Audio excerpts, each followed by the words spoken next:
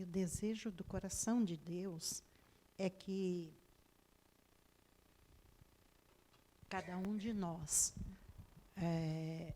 conheçamos esse amor que Ele tem como filhos. E Deus conhece cada um. A Bíblia fala que, como eu já falei para vocês do Salmo 139, toda a nossa vida já está escrito num livro.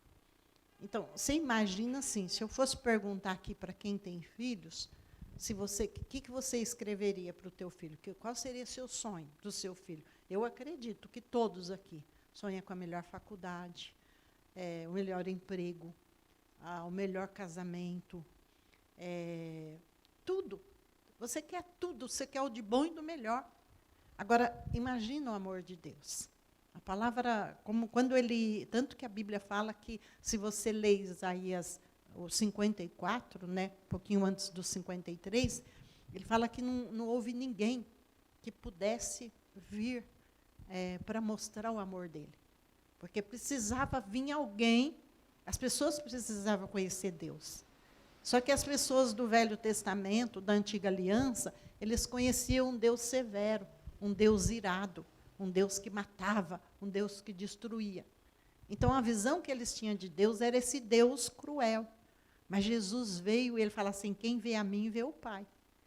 Então, você olha assim, se você lê a história de Jesus, a gente viu aquela novela, só deu uma base para a gente como era. Ele era amor, bondade, o tempo todo, perdão, compaixão, né? Quando ele tirou a toalha para lavar os pés dos discípulos, ele falou, como eu fiz, vocês têm que fazer. Serve o seu irmão. Aquele que quer ser o maior, serve, lava os pés do seu irmão. Então, ele veio para mostrar esse amor, o amor de Deus. Por isso que o desejo do coração dele é que você conheça quais são os seus direitos como filho, como filha. Porque quando você conhece o amor de Deus como filho e como filha, você não vive como coitadinho, como coitadinha. E você vai compreender que o amor de Deus, que Ele faz tudo, quando fala escala a montanha, destrói as mentiras para nos encontrar. Né? E muitas pessoas, às vezes, ficam com medo do diabo. Ai, o diabo. Amados, o diabo é um inimigo derrotado, fracassado. A Bíblia fala em Romanos 16, 20, que ele está debaixo da sola dos nossos pés. Você não tem que ter medo. Ele não manda você fugir do diabo. Ele fala, resista a ele. Agora, como é que você vai resistir? A palavra. Então, cheio da palavra, se por acaso ele aparecer no seu caminho, que ele vai tentar. A Bíblia fala lá em 1 Pedro 5,8, que ele vive bramando como um leão, buscando a quem possa tragar. Então, quando ele vive bramando, ele vive procurando um ponto fraco. Aonde que ele pode nos atacar? Então, ele sabe qual que é o ponto fraco. Então, mas quando você conhece a verdade da palavra, mesmo que você erra, mesmo se você pecar, a Bíblia fala lá em 1 João, capítulo 5, versículo 8, ele fala, se nós pecarmos, nós temos um advogado junto ao Pai, Jesus Cristo justo. Ele é a propiciação pelos nossos pecados, mas não só pelos nossos pecados, mas de todo mundo. Em 1 João capítulo 2, ele fala assim, filhinhos, não pequeis, mas se pecarmos, nós temos um advogado junto ao Pai. E a gente sabe que o diabo é mentiroso, pai da mentira, ele é acusador, ele é mentiroso. Então, quando ele vive bramando como leão, ele fica procurando o ponto fraco. Né? Às vezes o medo, a pessoa que tem medo, a Bíblia fala que o perfeito amor lança fora todo medo. E quando há medo, em 2 Timóteo capítulo 1, versículo 7, fala que Deus não nos deu espírito de medo, mas de ousadia, de coragem, de moderação. Então, você tem que crer nisso, você tem que acreditar nisso, você tem que ter essa convicção no teu coração. Por quê? Porque o medo, ele atrai, quando você olha a história de Jó, né, ele fala assim, o que eu temia veio sobre mim, o que eu receava me aconteceu. Então, dia e noite, ele achava que aquilo podia acontecer com ele. E, com certeza, ele comentava com a esposa dele. Tanto que a gente vê que ele fazia sacrifício pelos... eu tenho medo que os meus filhos pecarem, eu tenho medo. E o diabo se apega, né? Quando ele fala, ele vive bramando como um leão, ele vai procurar qual que é o seu ponto fraco. É o medo, é a insegurança, é a incerteza. Eu tenho medo. Eu contei para vocês já, a irmã Cidinha sabe disso, de um sobrinho meu. Não tinha um dia que eu encontrasse com aquele menino, um menino capacitado, formado em faculdade de eletricidade, um bom emprego, e ele ficava, tenho medo. Ai, tia, eu tenho medo de ser mandado embora. Eu falei, filho, não fala isso, você não vai ser mandado embora em nome de Jesus. Ai, tia, eu tenho medo. Ai, tia, eu tenho medo, eu tenho medo, eu tenho medo. Até o dia que chegou lá, quando falou, fulano foi mandado embora, eu falei, vou fazer o quê? E ele é cristão, temente, fiel, mas não conhece a verdade da palavra, porque quando você vive falando incredulidade, é igual a criança. Não sobe aí que você vai cair. E a criança acaba caindo. Por quê? Porque você está com medo. Solta a criança, deixa ela. Não fala que o anjo do Senhor acampa ao redor dos que o temem e os livra?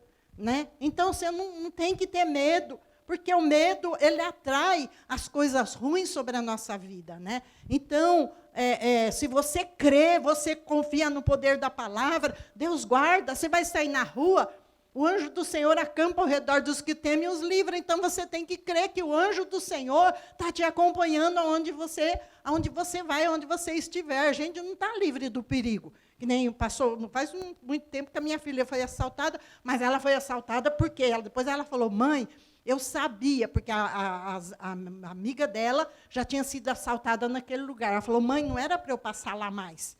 Mas eu teimei. Só que o que aconteceu quando aconteceu isso? Ela levou os bens materiais, que foi só o relógio e o celular dela. Ela falou, levou meus bens materiais, mas ele não rouba a minha paz e não rouba a minha alegria. Mãe, eu estava cantando, continuei cantando. Ela falou, não vou deixar que ele rouba a minha alegria. Rouba o bem material, Deus vai me dar outro. Né? Levou aliança também, ela já comprou outra, graças a Deus. Mas, então, a atitude dela não foi de ficar lamentando. Ai, perdi meu celular, ai, perdi meu relógio, ai, perdi isso. Não, Deus guardou a vida, então, continua. Perdeu os bens materiais, mas os bens materiais, Deus dá a graça para você comprar outro. Mas a vida, Deus preservou.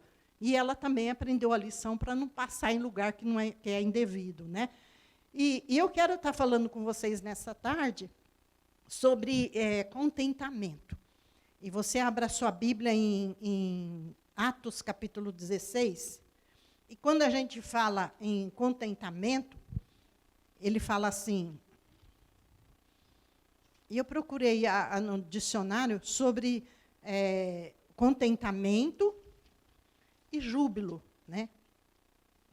Então, ele fala assim, contentamento é um estado de contente, satisfação, alegria, júbilo.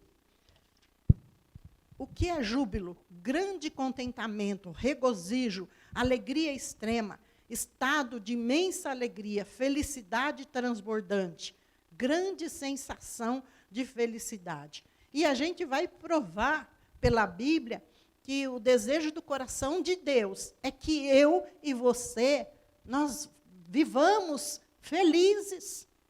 Com tudo que você vai falar, como eu falei, né, já comentei no começo aqui, que João 16, 33, Jesus fala assim, no mundo vocês terão aflições. Ele fala, mas tenha bom ânimo. O que é você ter bom ânimo? É você ter fé.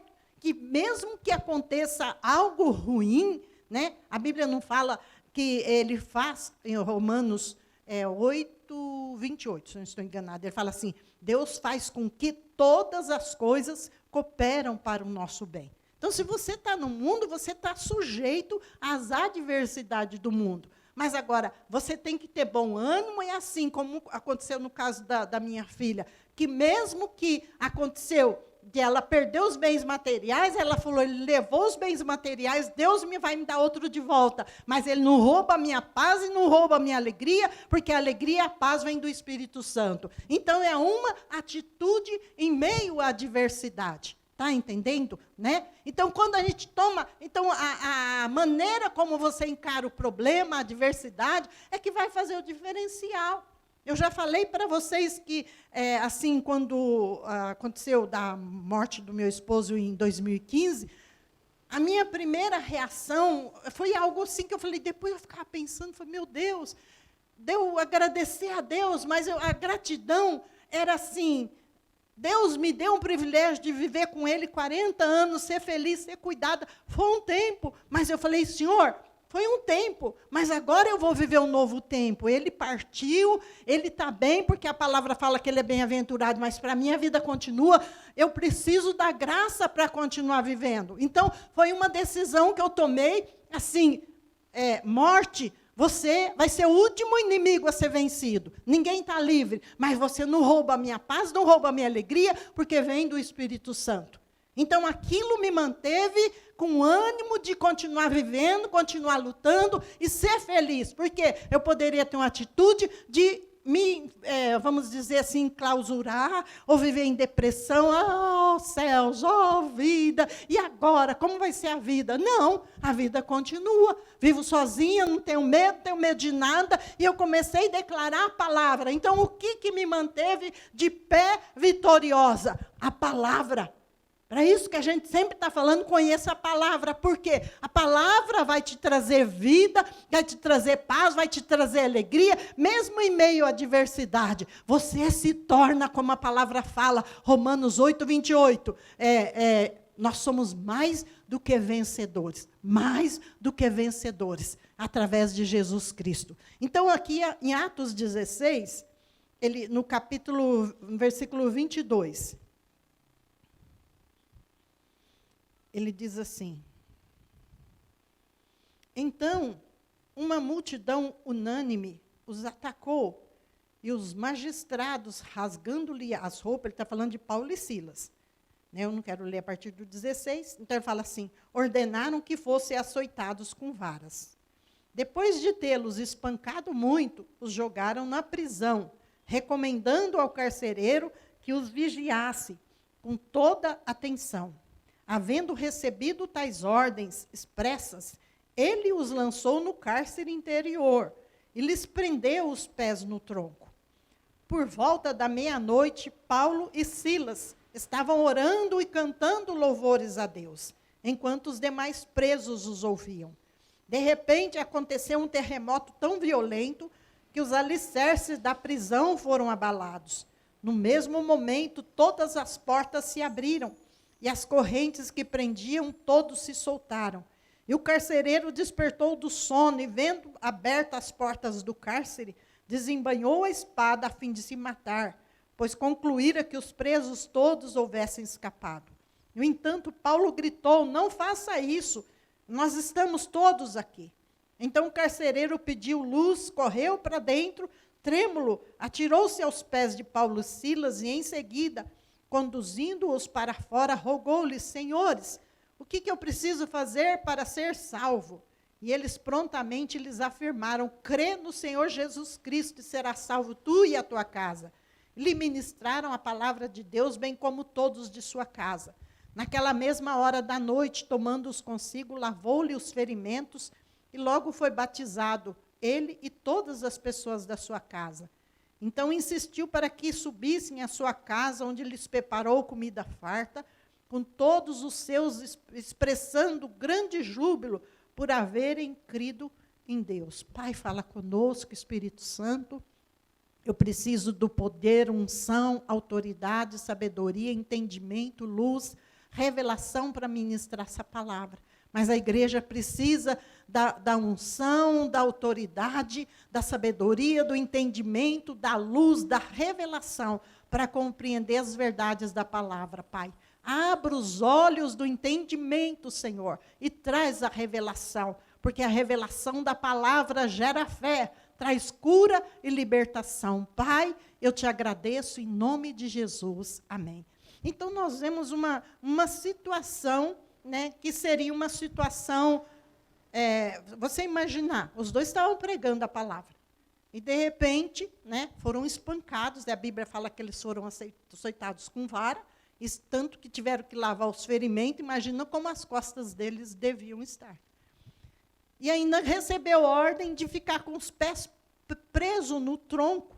Então, eu imagino os dois pés deles presos, e as mãos também, né, porque para eles eram umas pessoas esse aí é muito perigoso, né? Então, eles estavam numa situação incômoda. E eles poderiam estar ali murmurando: Senhor, nós não estávamos pregando a tua palavra, olha aqui o que aconteceu. Não, a Bíblia fala que eles estavam orando e cantando louvores a Deus. E a oração, não só a oração, principalmente o louvor. A Bíblia fala que houve um terremoto e todas as portas se abriram e as algemas caíram por terra e eles ficaram livres. Né? Então, aquela situação de alegria, de júbilo deles, abriu a porta da bênção para a vida deles. Abriu a porta da vitória na vida deles para trazer libertação, trazer cura para a vida deles. Né? E, então, depois a família de Paulo, do carcereiro, foi salvo através da palavra. Agora você vai para Filipenses, capítulo 4. Filipenses, capítulo 4. Vai passando aí para frente.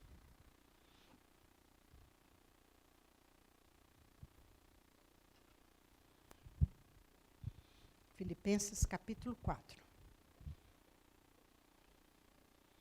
Ele fala assim: alegrai-vos sempre no Senhor. Novamente vos afirmo, alegrai-vos.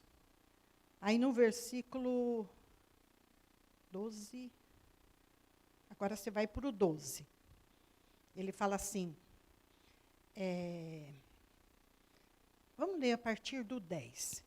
Alegro-me grandemente no Senhor por terdes finalmente renovado o vosso cuidado para comigo, sobre o qual, na verdade, estáveis atento, mas vos faltava ocasião apropriada. Não vos declaro isso por estar em necessidade, porque eu aprendi a viver satisfeito sobre toda e qualquer circunstância. Sei bem o que é passar necessidade e sei o que é andar com fartura. Aprendi o mistério de viver feliz em todo lugar, em qualquer situação, esteja bem alimentado ou mesmo com fome, possuindo fartura ou passando privações. Posso tudo naquele que me fortalece. Então, o segredo de Paulo, você vê que ele responde para nós. Por que ele aprendeu o segredo do contentamento? Ele fala, posso tudo em Jesus que me fortalece. Então, ele aprendeu o segredo do contentamento. E nós, também, como pessoas de Deus, nós temos que procurar viver, como eu falei para vocês, do João 16, 33, que ele falou, no mundo vocês terão aflições, vão ter aflições.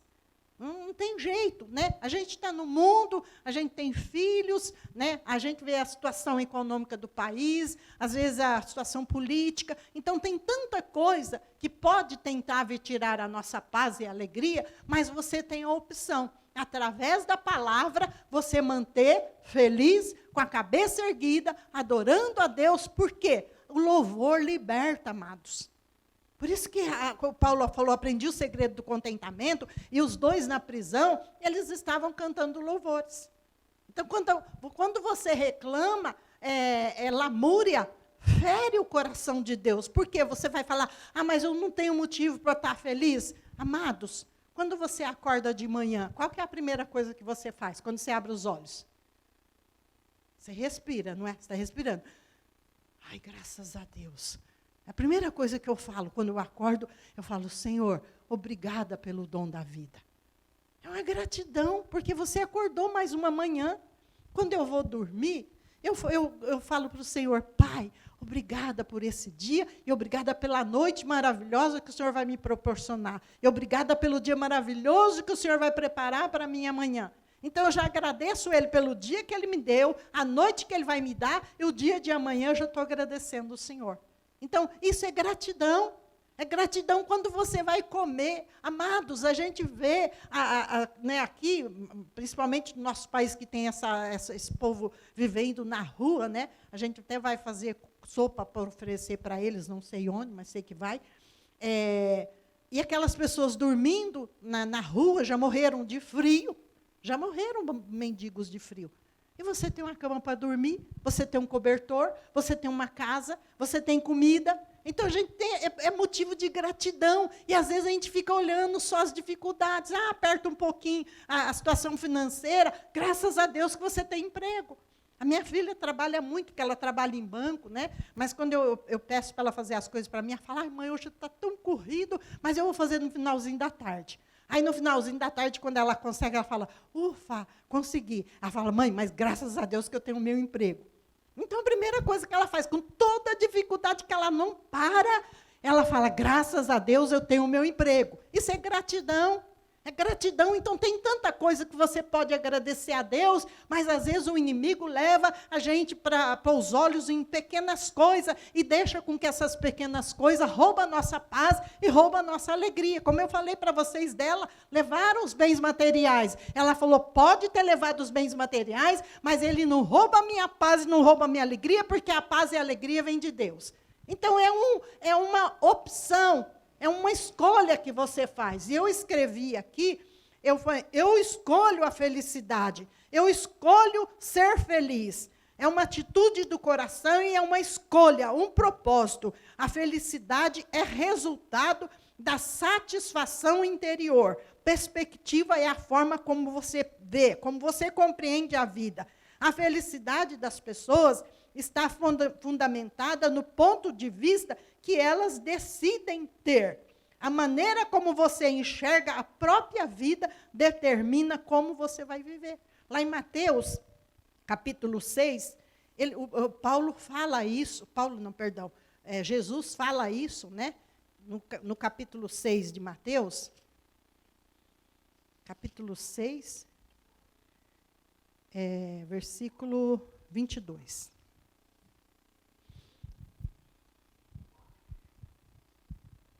Então, ele fala assim, os olhos são a lâmpada do corpo. Portanto, se os teus olhos forem bons, teu corpo terá plena luz. Porém, se os teus olhos forem maus, todo o seu corpo estará em absoluta escuridão.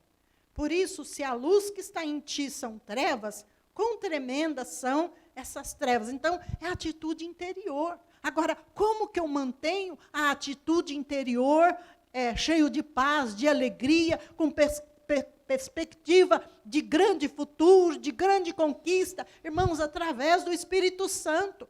O Espírito Santo está dentro de você. E através da palavra. Porque quando eu passei por aquelas adversidades que eu falei para vocês, o que me manteve de pé? Eu estava no Rema, foi a primeira matéria, era o fundamento da fé. E o fundamento da fé já fala, fundamento da fé. E a Sâmia, que era a nossa professora, ela falava assim, quando a gente começava a aula, 10 minutos falando em línguas. Fala em línguas. E se você não tem o que orar, fala em línguas. E aquilo ficava no meu ouvido, fala em línguas. E eu tomando banho falando em línguas. E eu nem sabia por que eu estava orando em línguas. Mas depois eu entendi. A oração em línguas, ela fortalece o seu espírito. E a palavra me fortaleceu, de maneira que veio o vendaval e balançou de um lado para outro, mas eu permaneci de pé, porque eu falei para o Senhor, meu marido era meu ponto de apoio, mas o Senhor é o meu fundamento, então eu vou permanecer de pé. Uma atitude, como eu já conheci pessoas aqui na Lapa mesmo, já falei isso também para vocês, eu visitei uma senhora, essa senhora já deve ter morrido, ela perdeu o filho, fazia 30 anos, e ela falava assim, a mesa dela, quando ela ia tomar o café da manhã, ficava arrumada já, o quarto do menino do jeito que estava, a roupa, tudo, e ela falava assim, todos os dias eu tomo café com meu filho. 30 anos, nunca enterrou aquele filho. Ou quantas pessoas também que perdeu o marido e a vida perdeu o sentido, mas por quê? Porque coloca o fundamento na vida de uma pessoa. Você tem que crer que os fundamentos da tua vida é Jesus. Aconteça o que acontecer, você vai permanecer de pé. Porque Ele te faz mais do que vencedor. Então, como você olha a circunstância, a perspectiva de como você olha a situação, é que te vai manter de pé. Entende? Então, quando a pessoa fala, estou com medo, é tanto assalto, esse país, e não sei mais o quê. Não, o país, a gente sabe, é perigoso, mas está perigoso em todo lugar, não é só aqui. Quando eu comentei com uma senhora que ela mora em Camboriú, ela vinha para São Paulo, depois ia para Camboriú, e ela estava em Londres, né? E ela falou, aí eu falei assim, o bom daqui é segurança. Ela falou assim, aqui é igual ao Brasil. Ela falou, tem assaltos nos metrô do mesmo jeito, mas não é tanto como lá. Mas tem também. Mas é país de primeiro mundo, né?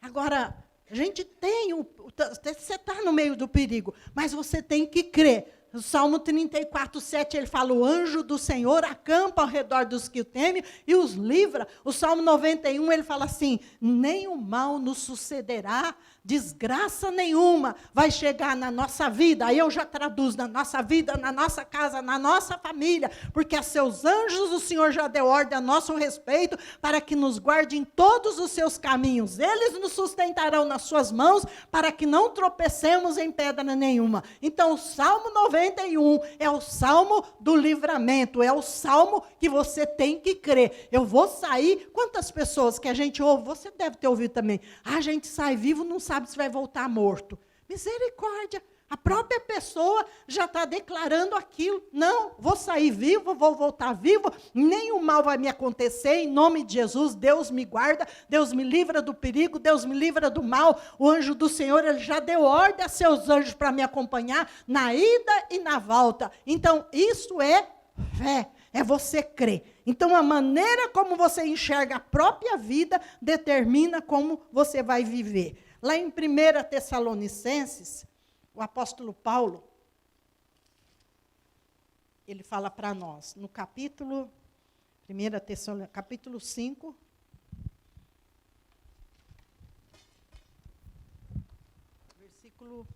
capítulo 5, versículo 16. E eu gosto dessa versão que ele fala assim, conservai permanentemente a vossa alegria. O 18 ele fala, dai graças em toda e qualquer circunstância, porque essa é a vontade de Deus em Cristo Jesus para convosco. Dar graças a Deus é gratidão. Como eu falei, gratidão, mas gratidão do quê? Eu sou grata a Deus até quando eu estou comendo um arroz e feijão. E se eu comer só o arroz, eu dou graças a Deus.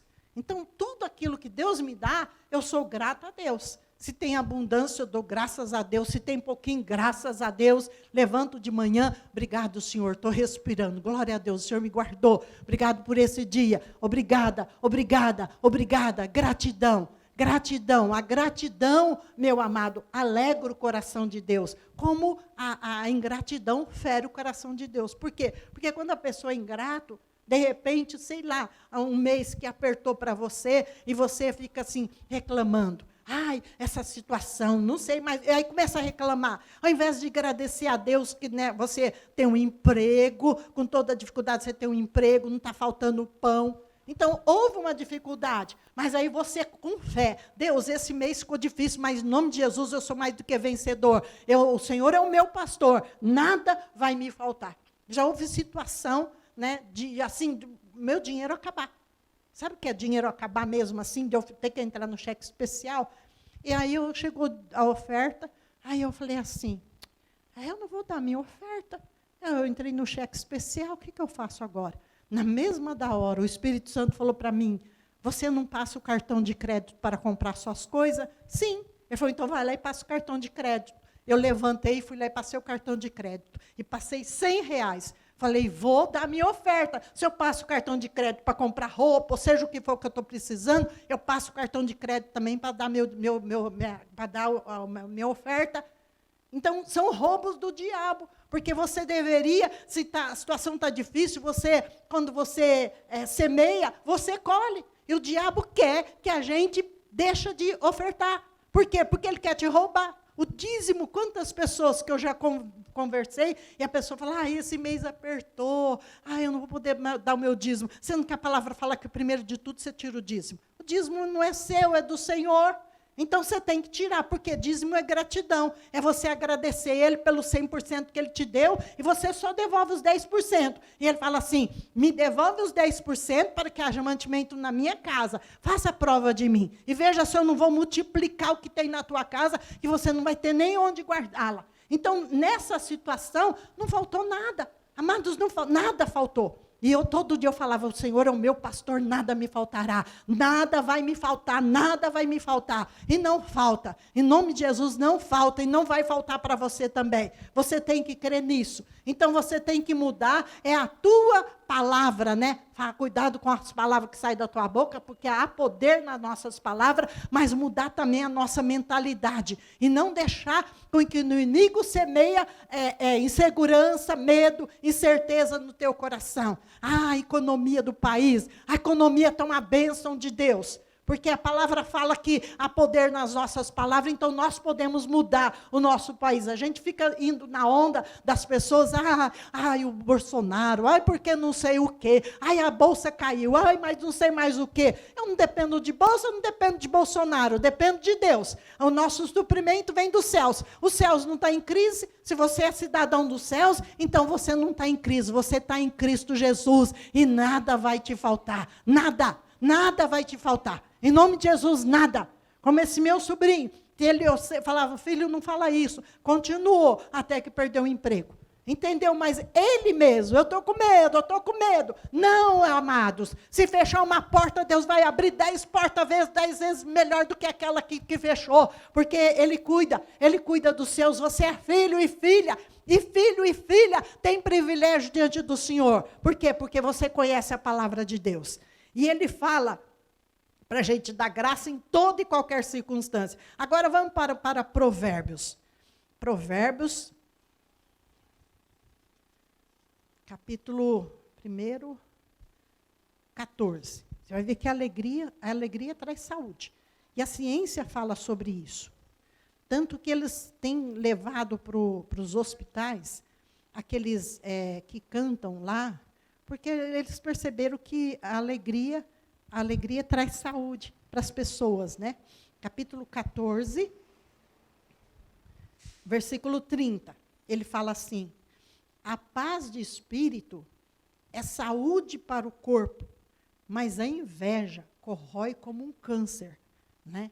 E inveja, até hoje de manhã, eu peguei só um pedacinho, falando da morte de um ator, um rapaz muito bem sucedido, novinho, menino. E quem matou ele foi o melhor amigo. Mas iam perguntando para as pessoas, para o pai, para a mãe também, eles falaram assim, matou ele por inveja. Os amigos falavam por inveja, porque ele não tinha o que o outro tinha. Aí eu fiquei assim, falei, meu Deus, mas como que vai matar outra pessoa por inveja? Na mesma da hora eu lembrei, por que Caim matou o irmão dele? Por inveja. Então, a inveja já vem de lá, desde a fundação do mundo. Inveja, o diabo derrubou, quer dizer, ele caiu do céu, por quê? Porque ele quis ser maior do que Deus, por inveja também. E a inveja está dentro, a gente tem que cuidar, porque assim, mesmo que a pessoa tenha o melhor, graças a Deus que Deus abençoou, e ele tem uma vida melhor que a sua, e Deus vai te dar uma vida abençoada. Então, não cobiça o que é do outro, né? Porque você imaginar, eu fiquei assim, falei, Deus, mas como... Mas aí você lembra 2 Timóteo capítulo 3, que ele fala da característica dos homens, dos sinais dos tempos. Leia lá, e você vai ver se nós não estamos vivendo os dias de hoje. Né? Que lá a gente viu no Rio de Janeiro, aquele pastor que... os dois filhos que matou ele, eram filho adotivo. Eles tinham 50, acho que era 4 filhos, ou 5, se eu não sei, deles... e 51 filhos adotivos. Agora, tirar a vida de um pastor, um homem de Deus, um homem tão abençoado, eu vendo os pastores que conheciam a vida daquele homem, testemunhando assim, eles falavam uma grande perda. Os próprios filhos, aquele homem fez o bem para aquelas crianças. Agora, por quê que eles mataram? Não sabemos. Né? Mas a perversidade. Né? Então, ele fala... que o coração em paz dá vida ao corpo. Capítulo 15, versículo 13. Ele diz assim, a alegria do coração ilumina todo o nosso rosto, mas a tristeza da alma abate todo o corpo. Então, a alegria, ela transparece no rosto. O 15, ele fala, todos os dias do infeliz é só aflição, mas a vida é agradável para as pessoas que procuram alegrar a alma. Então, a alegria, a pessoa que é feliz, que é alegre, ele vive melhor. E até pela saúde mesmo. E a Bíblia fala que vai secando os ossos. Por que quando fala do perdão, por que você tem que perdoar? Porque o perdão mata. A falta do perdão mata. vai corroendo os ossos, vai corroendo. Nossa, eu conheci uma pessoa, tentei ajudar essa pessoa, né, porque houve uma espécie de roubo, mas ela cooperou com aquilo. E depois eu falei, nossa, Andréinha, eu tentei tanto ajudar aquela pessoa. Eu falei, a falta do perdão afeta os ossos. Ela falou, mãe, ela está com artrite, artrose, reumatismo, tudo que você puder imaginar. E ela é uma senhora, assim, ela deve ter, eu calculo mais ou menos uns 60 anos, se ela tiver. Mas quando eu encontrei com ela, faz tempo que eu não a vejo, ela estava acabada pela falta do perdão. Né? Houve um roubo, mas o roubo foi... aquele rapaz enrolou ela, de maneira que ela fez um empréstimo, né? E ao invés de ir para a conta dela, foi para a conta daquele rapaz. Mas Deus poderia ter ajudado ela e dar vitória para ela, mas ela deixou com que aquela amargura tomasse conta da vida dela e acabou, vai destruir a vida dela. Por quê? Mas é uma opção que ela fez. Entende? Agora você fala, é difícil? É. Mas se ela optasse por perdoar, né, e orar pela vida daquele rapaz, a vida dela seria melhor, entende? Então, lindo, mas maravilhoso. Mas eu imagino o céu em festa, porque não fala que há festa nos céus quando o pecador se arrepende? Quando há festa, o que você imagina? Os anjos dançando. E quando eu canto, eu me vejo dançando. Irmãos, quando eu me vejo dançando, e eu fechar meus olhos, eu levantar minhas mãos, e eu começar a mexer com os braços, adorar, irmãos, eu me encho do Espírito Santo. Porque eu imagino o céu em festa. Deus quer os filhos dele em festa. Aí os Salmos, vamos lá no Salmo 95. Ah, não, eu falei de Hebreus. Espera aí, depois a gente volta para os Salmos. Vamos lá em Hebreus. E o dia que eu achei isso, mas eu fiquei tão assim, empolgada, capítulo 13 de Hebreus. Aliás, capítulo 12 de Hebreus.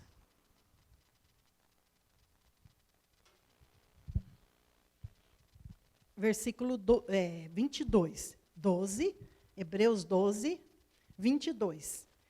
Ele fala assim, mas tende chegado ao monte Sião, a cidade do Deus vivo, a Jerusalém celestial, a jubilosa reunião dos milhares de anjos. Olha, a jubilosa reunião dos milhares de anjos. Então, os anjos, eles brincam, eles riem, eles brincam. E a gente imagina Deus, né? A gente está em nossa inocência, você imagina aquele Deus sisudo, sentado no trono, eu sou Deus Todo-Poderoso. Irmãos, Deus é alegre, Deus é feliz, senão Ele não ia inspirar o Espírito Santo, a inspirar os escritores para falar da alegria.